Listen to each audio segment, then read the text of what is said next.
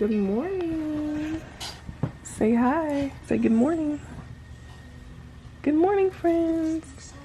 You need a bath. How am I even letting you in my bed right now?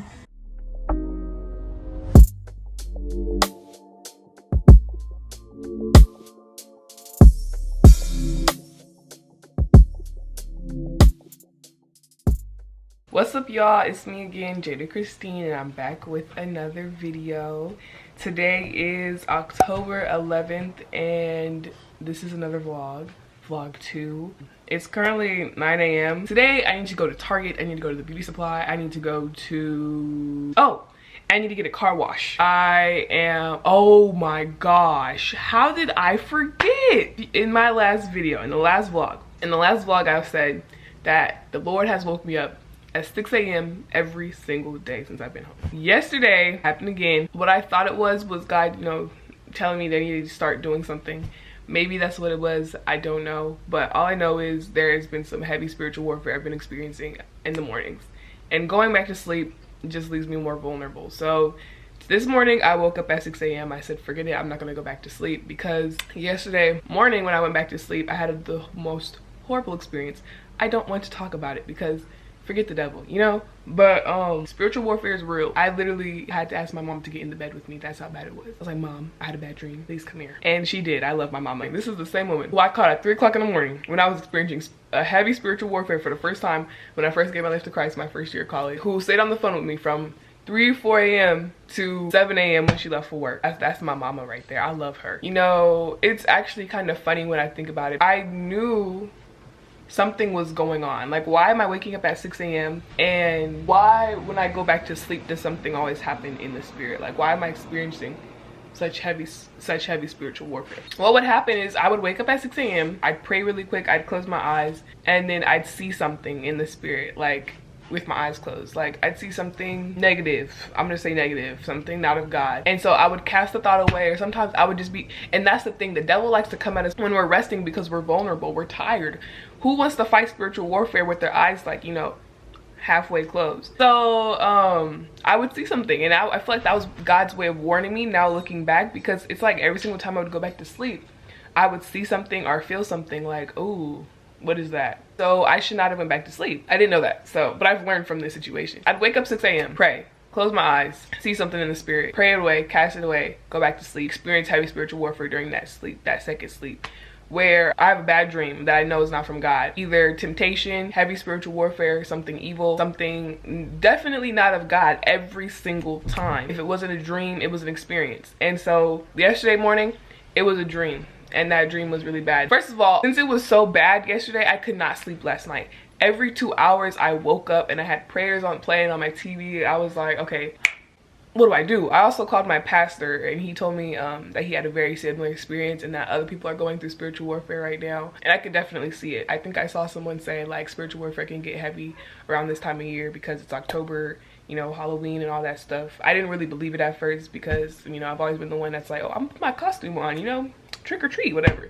But like, I'm not a fan of like horror movies, haunted houses anymore because of the spiritual warfare that I've experienced last year and especially now. So it's like the spiritual warfare you experience is an actual horror movie. It's like an actual haunted house experience. Why would I want to put myself through that?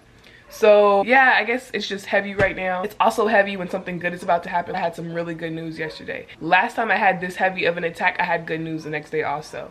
Last time I had a heavy attack, it was a panic attack. It was the worst panic attack I had had in years. I hadn't had a bad panic attack. I hadn't had a panic attack like that since I was in high school, I don't think. And so, I was in the car driving on my way to do somebody's hair, and I was like, I can't go to work. I'm an hour away from my sister's house. So I pull over, and I'm like on the phone with my mom. I'm like, please pray for me.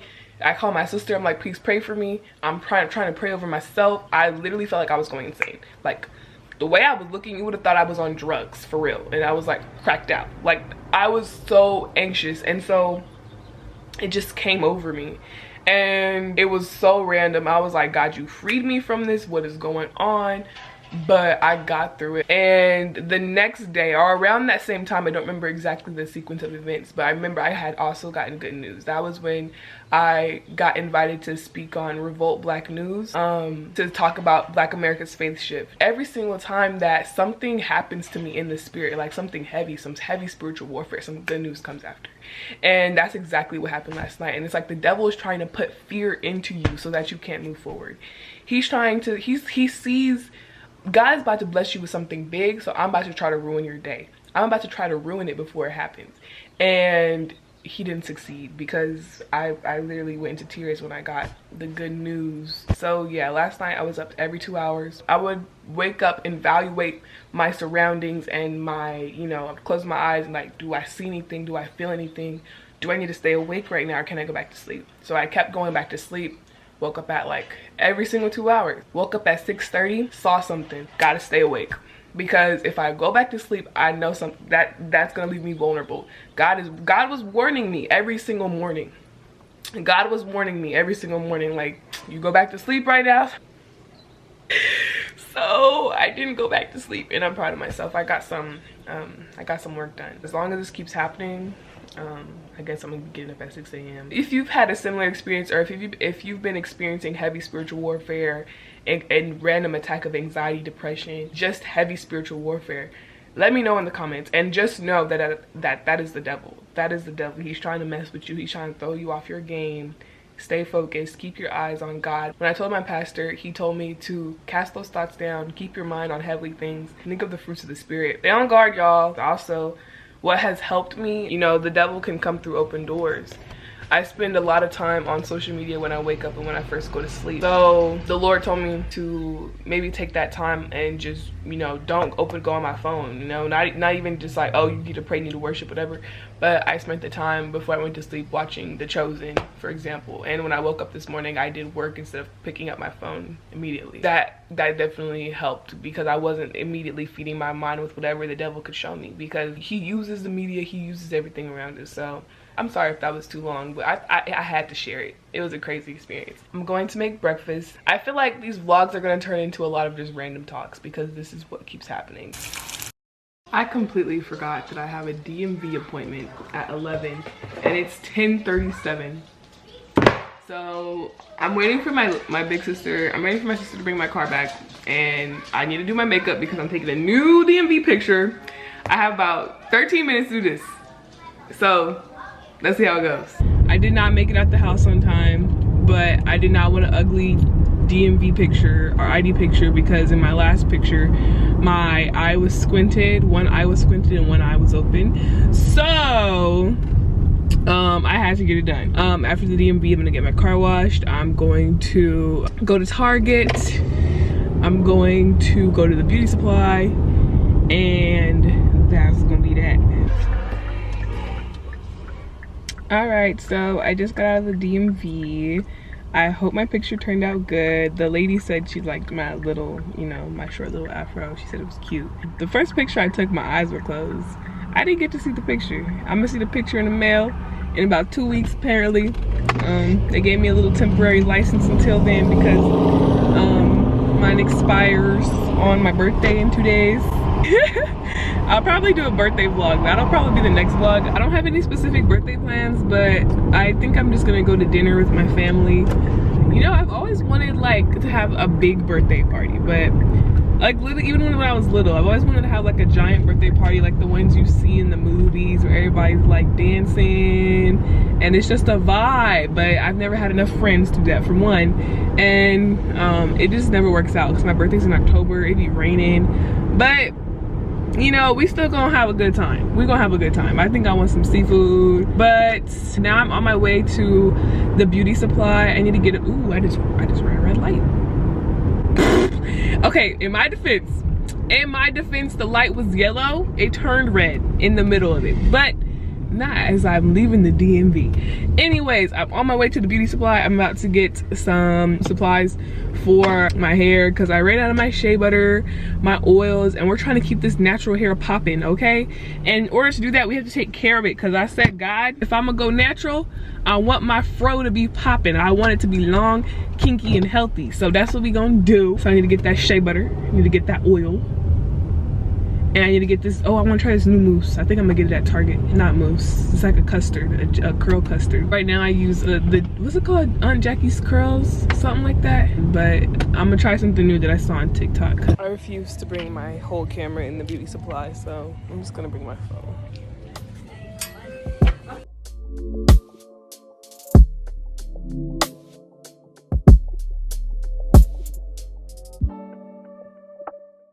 All right, y'all, I got the goodies. Got some natural shea butter because this is what I use in my hair. I got 3 oils. I mixed oils together to use them in my scalp. Rosemary oil, Jamaican black castor oil, and carrot oil. I got this hair vitalizer, Do Grow, and I also got some Shine and Jam. This one has been working pretty good. I use this when I do people's hair. And I got my favorite edge control, the only edge control that actually keeps my edges intact, my 4C edges. This one is real solid right here. I feel like running errands, sometimes I don't really like running errands because the bad part is seeing the money leave your bank account, because it's like you have to do certain things. That's the only part about running errands I don't like. You make money so you can spend money, right? You gotta use the money for something, I guess. But yeah, on my way to Target.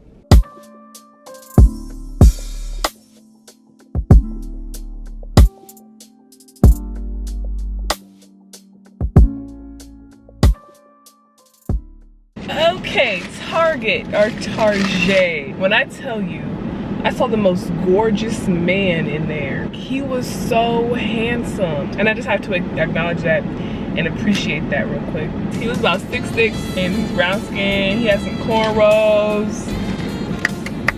Good job, God. Good job, God. Anyways, okay, when I got to Target, I was immediately distracted because I saw a dress. Then I was distracted because I saw some glasses. Every single time I go into Target, it's so hard for me to stick to my list, but I'm proud of myself because I stuck to my list. I got what I needed and I got out. That dress was looking good.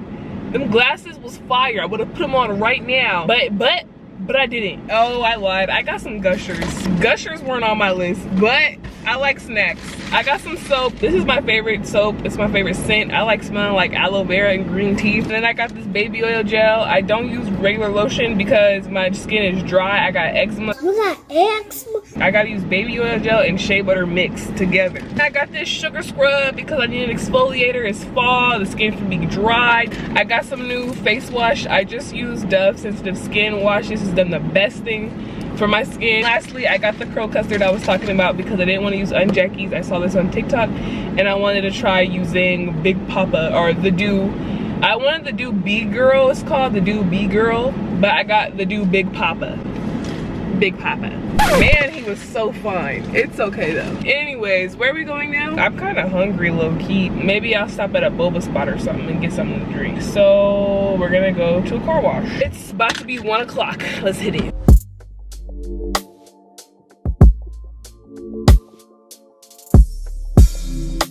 That was a cool, that was not a cool car wash. What the heck? How you pay for a car wash and the car come out dirtier than when you came in? And that just kind of made me mad, okay? Basically, I'm gonna have to clean my car when I get home, but it's okay, you know, deep breath. I'm gonna get boba now, and then I'm going home. I'm going home, I'm tired of this. I'm ready to go home. All right, I got some boba. It's like a jasmine green tea, mango type thing. Oh yeah, that's hella good. That's refreshing. That was replenishing. That was mighty delicious. I ended up going to the Chinese food place. That's good.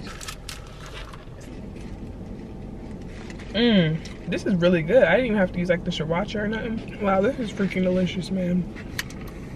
So on Sunday, I took my grandma to church with me, right? After church, I dropped her off at her house and she wanted to see my podcast. So I showed her one of the episodes. It's the episode y'all will see this Sunday. The one that I was recording in the last vlog. That episode, in my opinion, was really, really good. But I showed my grandma and I posted her reaction on TikTok. She looked me dead in my eyes and was like, "You gonna be a first lady." She said, "Thank you, Lord.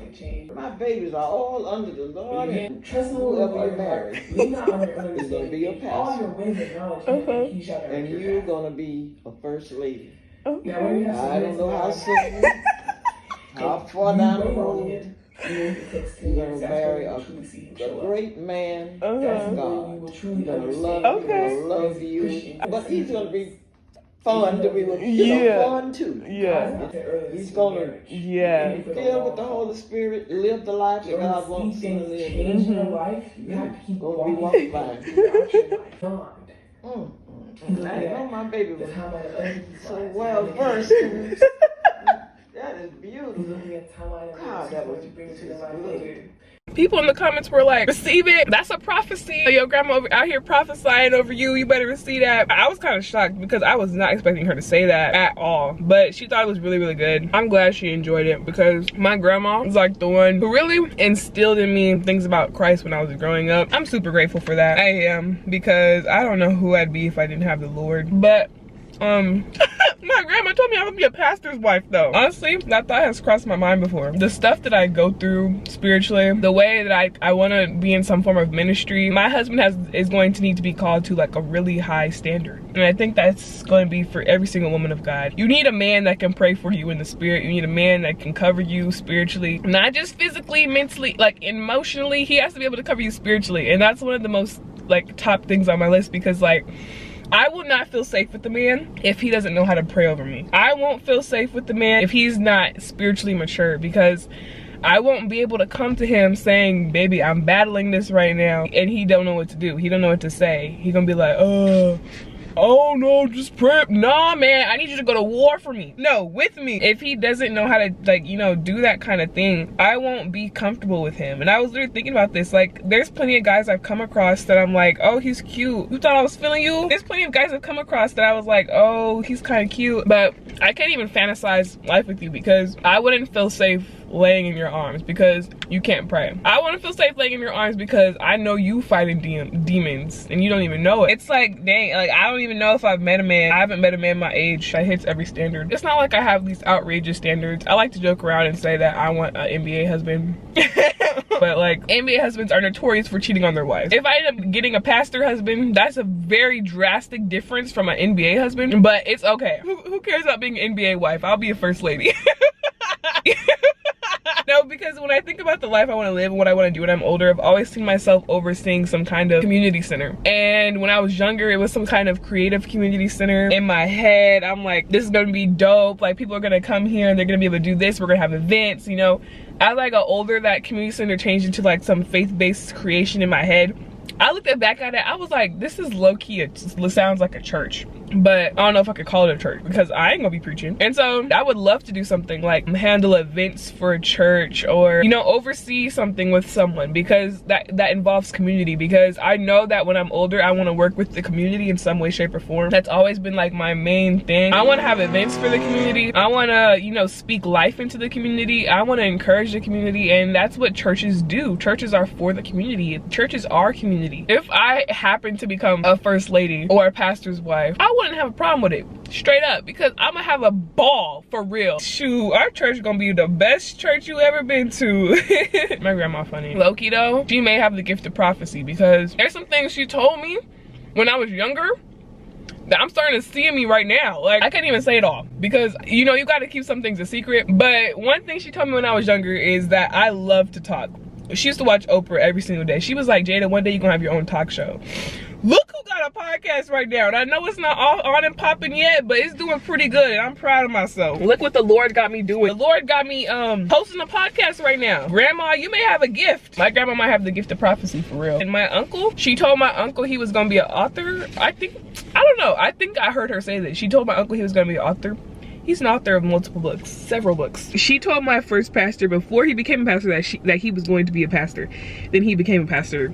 And that was the first church I went to where I was a church baby. Like, grandma, I don't know. If the Holy Spirit told you to say that, then I guess I'm gonna be a first lady. We gonna see. And she said some other things and I'm waiting for them to come to pass, straight up. I see it in myself right now, developing and becoming something. So we'll see what happens. So yeah, I used to joke about being an NBA wife. I always said that I want my husband to be tall because I'm dang near 6 feet tall. Like, I am 5'11". I am a grown woman. Like, my body is a grown woman. So like, I wanted him to be tall. The last dude, the first guy I ever talked to, I was never in a relationship, but the first guy I talked to, I used to tell God, the first guy I talked to, he was a basketball player. He was 6'9".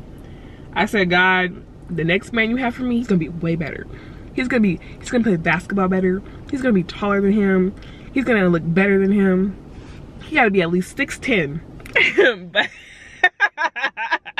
But like, that's not necessarily like, you know, a realistic standard to have. So I wouldn't even mind being taller than my husband. If I was taller, I'm gonna be the Betty. Like, what? I will bless your children with height then, you know what I'm saying? Like, if you don't have it, I got it. Our kid's gonna be tall. Maybe they'll go to the NBA. Height doesn't really matter. It used to matter so much in my head. I would prefer someone taller than me, of course. But like, you know, also age. I'm 20. I'm turning 20 in 2 days. So if my husband, 20-year-olds, 20-year-olds, 21-year-olds, childish. Most of them. No. And I have sisters who date in that age bracket, that next age bracket of 25 up.